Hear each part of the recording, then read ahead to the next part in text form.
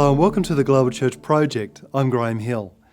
Craig Stewart loves being at the cross-section where the rich and the poor interface. In fact, his passion and greatest challenge is to find ways to initiate these interactions. He applied for the job as the director of the warehouse in Cape Town, South Africa, because he was struck by its unique vision. The warehouse is about social development, not just charity. It's mutual and beneficial and sustainable. Under Craig Stewart's leadership, the warehouse serves South African churches in their response to poverty, injustice and division.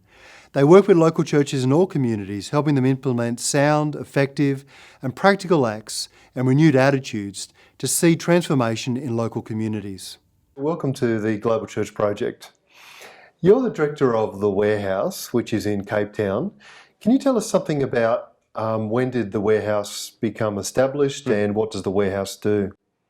So the warehouse was established out of a group of 6 Anglican churches in Cape Town, South Africa, sort of in the early 2000s, although the genesis of it started a couple of years earlier. We were looking at ourselves at what it meant to be the church in one of the South African cities post-apartheid. The apartheid had come to end in 1994, and in a sense we were recognizing increasingly that the law of apartheid had died, but the spirit was still well and truly embedded in society. And so this group of churches were asking the question, well, what does it mean for us to be in the city at this time? And in particular, how do we respond to the ongoing challenges of poverty, injustice and division?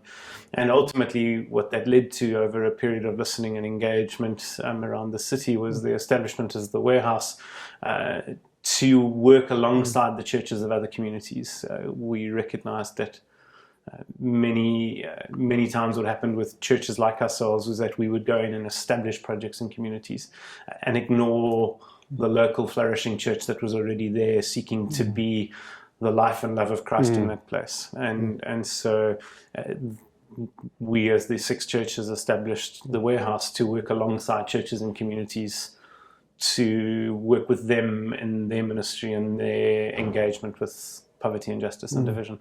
And so how do you work alongside those communities as they address poverty, injustice, crime, all sorts of issues? Yeah, it's been a bit of a journey, but we work alongside church communities in those places, usually expressed through a local congregation of some form. So everything from small Pentecostal shack churches to incense swinging Anglo-Catholic cathedrals and everything in between. Very often working with the leadership of the church very specifically, working with them in terms of helping them and encouraging them and provoking them to think theologically about their position. We find more and more that we'll find church leaders who are passionate about doing something about the poverty, but don't have a theology for why they would be doing something about it. They want to, but they feel guilty about it. And so getting them to think and reflect about what would Christ be calling us to, and how does the Bible in this context speak to us, and what is the theology with which my church operates in that space. And then alongside of that, we've found that it's critical to journey alongside, very particularly the church leader, in their journeying and leading the church. And that expresses itself as cups of coffee and tea, regular meetings, somewhat analogous to a coaching, mentoring kind of relationship, but more a kind of partnering in the gospel. The burden, the calling, I'm always in trouble with my friends when I call it a burden. The calling that they have comes at a cost. The calling to lead a church and to be thinking about going up against these things of poverty, injustice and division comes at a personal cost, and very often those people are alone and isolated, and so having somebody come alongside of them. And then beyond that, what we do is run various forms of encounters, facilitated training events, customized events for particular church congregations, collaborative events that bring churches together who are thinking about the same kinds of issues and getting them to wrestle and work together on what that might look like in the city. And then increasingly now beginning to develop resources that churches can use in their small groups or in their sermon series or in their personal devotions. How many volunteers are working with the warehouse and what kind of things do they do? So we have a variety of ways in which people who volunteer can come along. We've got a course paid staff of about 16. At the sort of most basic entry level, we actually don't refer to them as volunteers, we refer to them as time givers. And we, because we're encouraging the idea of what are you if we use some of the Old Testament gleaning ideas of what is the harvest of your life, and one part of the harvest of our lives is the time that we have. And so how do we use that time? And so we encourage people to think about how they're using their time. And so our sort of gateway entry is time givers who literally come down to our physical warehouse, where we've got a variety of things that are going on. It looks like a clothing sorting area. We see it primarily as a discipleship space that bears the fruit of clothing and other household goods that can be used in specific relief situations alongside local church initiatives. But it gives an opportunity for the person who woke up in the morning and thought, I want to do something today, to be able to have a reasonably low barrier to entry to starting something. And there we've got probably 20 or 30 people that come on a weekly basis through, as well as small house church groups that will come through and do things, or we've got a small group called Kids for Justice that have formed around a group of families who are trying to get their children to think about things, and so they meet once a month on a Saturday, and that's about 15 or 20 people. On top of that, we do host other forms of more traditional volunteers and interns, usually only a few at a time, 5 or 6 in a particular year, where they would take on a particular role and participate in events and facilitations. What are the features of programs that are both effective and sustainable? I think for me, one of the big first pieces of that is recognizing that the journey is going to be long. Yeah. I think so often we want to see real change in the first 6 weeks of our miraculous intervention. Yeah. and often the choice to do that, conscious or unconscious, makes a program ineffective. Yeah. I think we're all a little bit like Moses, who the first time he comes across injustice, when he sees an Egyptian beating up an Israelite, that moment we can't stand the pain of that injustice, and so we react like Moses does, and we kill the Egyptian. We want to deal with the metaphorical Egyptian in front of us, the particular thing that's causing us pain. And all too often that translates then into a bad program, in much the same way that for Moses that ultimately meant him being chased out of Egypt, and the Israelites and the Egyptians didn't want him. So I think firstly a recognition that barring the delightful occasional revival miracle that happens in a space, the journey is a long, patient one of transformation of individuals and communities. For me, secondly, the other piece is that there's a recognition that change and context in communities is a complex thing, and that cause and effect is actually quite hard to identify. And so there's the humility of, I'm not entirely sure that everything I do is actually going to bring about the change, and so I need to watch and be careful about that. And the recognition that it's going to need a whole collection of us to be coming at that in different ways, and so we work together. I think I'm always a little bit hesitant when people talk about best practice, because I think the situation is so complex that best practice assumes that every context moment is predictable and repeatable, and I don't believe it is. So if you're willing to work for a long time and recognize that complexity, then to recognize that the solution must be inherent to that local space, to that community, that their resources and their solutions and their skills and their wisdom and their particular calling by God to be present in that place and that time is strengthened and valued and enhanced more so than the work of anybody from the outside. Those would be, I think, my sort of 3 big hits. How does prayer shape what you do? Yeah, that's been a very significant part of our journey. We, as an organization, very early on, probably in the first year, felt a sense of invitation, I suppose, by God to build a rhythm of daily prayer into the organizational life. So we meet as a staff team every day to pray together for an hour each day, and have now done so for 10 years.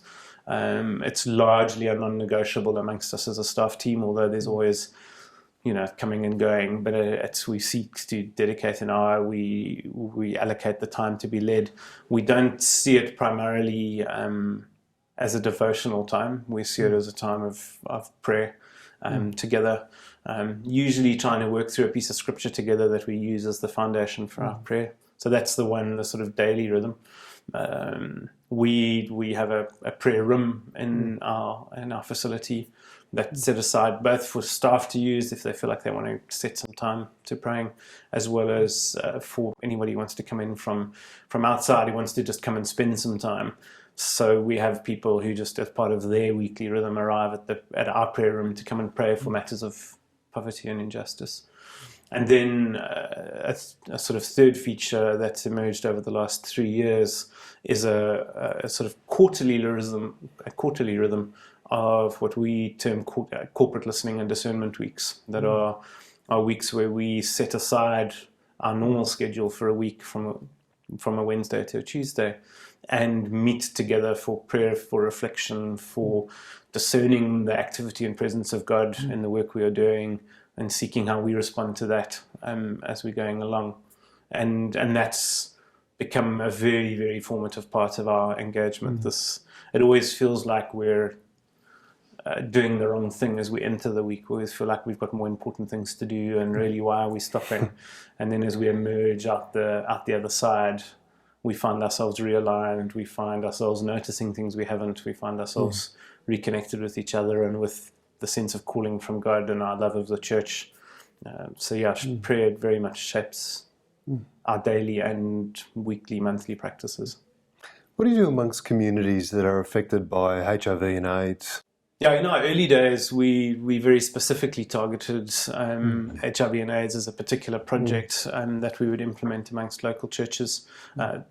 Within the Cape Town and South African context, there are a lot of entities that work with HIV and AIDS, given that it's such a dramatic issue amongst us. Really, where we've come to now is that as we journey alongside a particular local church, part of our job is to provoke and stir and get them thinking about what are the issues that your local community and the city are facing. And then as that local church starts recognizing HIV and AIDS as an issue, enabling them to start thinking about, well, what are we going to do?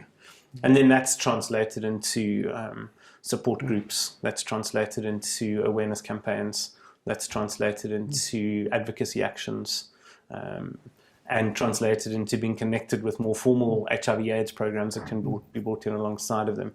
Can you give us a couple of examples of some of your community-based programs to give people a sense of the type of things that you're involved in? We are a little bit of an odd animal in the sense that our community-based programs are always a local church doing something.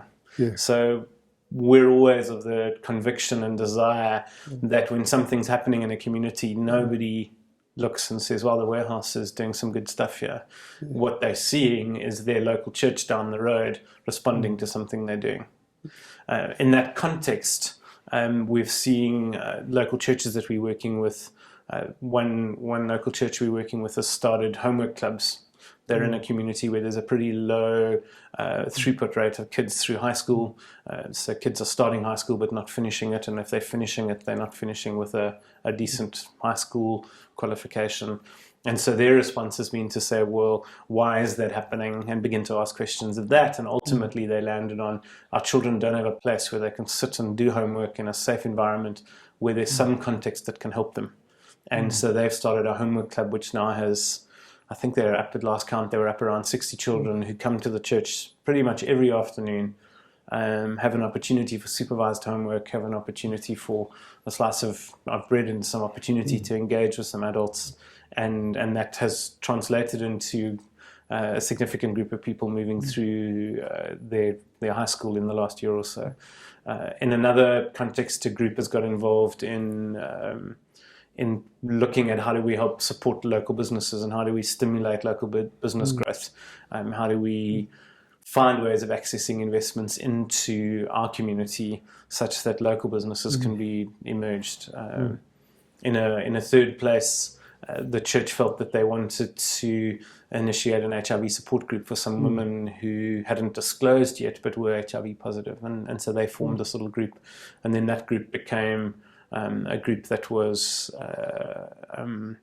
beginning to do awareness raising And in a sense, the group is now disbanded because the ladies are so integrated into all the leadership structures of the community that there's not a need for them to run a support group anymore. And then lastly, what has emerged as another example is a housing project that came out of an informal settlement community we were working with, who are now looking at ways to run saving schemes, looking at appropriate building technology, looking at the ways in which they engage with the government to see if their housing situation can change substantively over the next 5 to 6 years, through partnerships with government and through their own initiatives, as well as some connections with engineering firms and stuff that can help them build. So those would be 3 examples of things that emerge out of a church.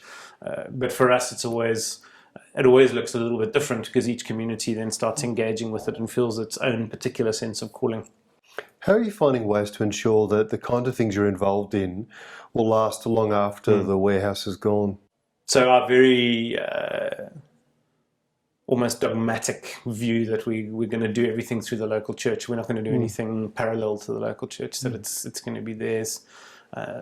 And a big part in our own learning was that when we first started, we would go to churches and we listened and we did appreciative inquiry and we engaged, and churches were telling us we need help with orphans and HIV and unemployment.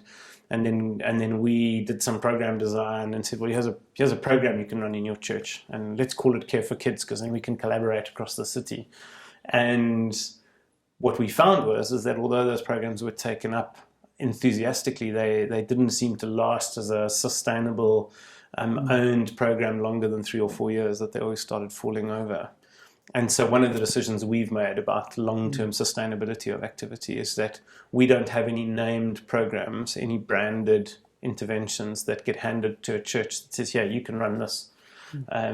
We journey alongside, and what they emerge of their own belief becomes their thing that isn't if we've done it well, they don't see it as our program, they see it very much as their program.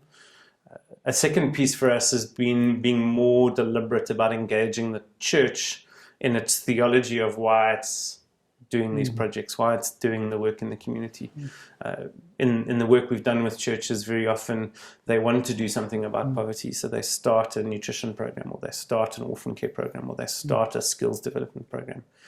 But if the church at its heart doesn't understand why it's doing that, doesn't understand why in the mission of God this is part of our full calling, if the church at heart still has this disconnect between we're proclaiming the gospel and then we do this other thing, then those programs aren't sustainable in my view, because what they are is the expression of a group of people who are keen and enthusiastic. And when those people aren't around anymore, or when the church leader who is supportive of it goes away, they scatter into the ground. But when the church, as part of its own discipleship, it's part of its own character, says this is part of who we are in this place, then their engagement with the community, their engagement with proclaiming the transformative gospel of Jesus in that place continues and grows, regardless of our intervention, regardless of our presence, and regardless of any particular projects that are expressing that in real terms at that time. So what do you think is the mission of the church, and how should it pursue that mission in the world today? I think the mission of the church is to proclaim the kingdom of God, to proclaim the good news of Jesus Christ in this day and age. We all wrestle with, well, what does that proclamation mean? But I think it starts by saying that our local congregation has a presence in a local place at a local time, and that our reason for being, our reason for being the church and being called to be the church in that place by God, is to be making real His kingdom in that place at this time. And so for a church to know that it's not this ethereal thing that's operating somewhere else, it's like I'm in a real place at a real time, where we are being called to make real the person of Christ right now, and call people into relationship with Him and into His redemptive work in our lives, yes, individually, but also collectively. Means that then the church needs to look at itself, and needs to look at itself in relationship to its community, and be showing people perhaps the gospel before it seeks to explain the gospel to people, and be willing to live that out over a significant period of time. One of the challenges churches seem to face today is how do we help people pursue or embrace discipleship? Do you have any thoughts about how we go about doing that in the world today? I mean, I think that the conversation about discipleship in the sort of evangelization frame of thinking is similar to the views around relief in the development frame of thinking. Because I think in the sort of transformational development space, we recognize that just doing soup kitchens or just responding to an immediate need ultimately doesn't transform. It creates cycles of dependency and does things. And I think we as the church have a relief mindset in our discipleship understanding. The same kind of principles apply.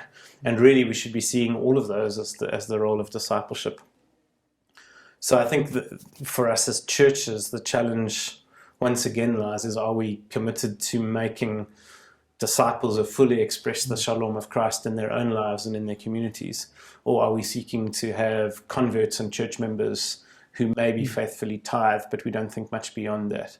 And that we, as church leaders and those who are already in the church, haven't ourselves thought deeply enough about our own presence and witness, and so therefore aren't able to walk with people into it. I do then also think is that we are so busy. We do so much. We don't take Sabbath in its various forms that we might do in this day and age, and that makes discipleship impossible. I think unless we're willing to put down some things so that we are able to walk well with people and be discipling people, we're not going to do it. We're always going to be trying to squeeze it into a 45-minute cup of coffee once a month with a to-do list scratched out on our thing, rather than living life together and working out what that means. What role do you see Micah playing in God's mission in the world today? I love the role of Micah in the world today. I think its particular capacity to bring together maybe not quite the fullness of God's people in all the world, but as close as we get in many, many places, is a critical component. That you can have 63 countries, believers from a wider range of traditions and faiths, as well as believers from a wide range of cultures and languages and viewpoints, coming together to genuinely wrestle with what does it mean to be doing and participating in the mission of God at this time is a huge gift. And I think particularly in a world at the moment that's building walls and isolating itself and becoming more nationalist, I think a vigorous network across the world that seeks to wrestle and engage and laugh and eat meals together is a prophetic statement to the rest of the world that it doesn't have to be that way. That we can find each other and we can work. And I think that's a critical role of Micah. I think the next piece to that is the work of building praxis and theology and wrestling together across those things, rather than trying to seek one uniform view necessarily, but helping thinking to be enriched and engaged as Russians engage with Indians, who engage with South Africans, who work with Peruvians, who find Australians, who work with Brits, that kind of working out what the fullness of the gospel is an incredible gift that I think Micah brings to the world. Craig Stewart, thank you for joining us at the Global Church Project. No worries. Thank you very much.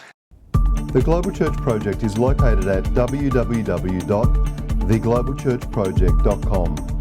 On our website, you'll find a wide range of interviews and resources for colleges, universities, and churches. I look forward to your company next time. From me, goodbye.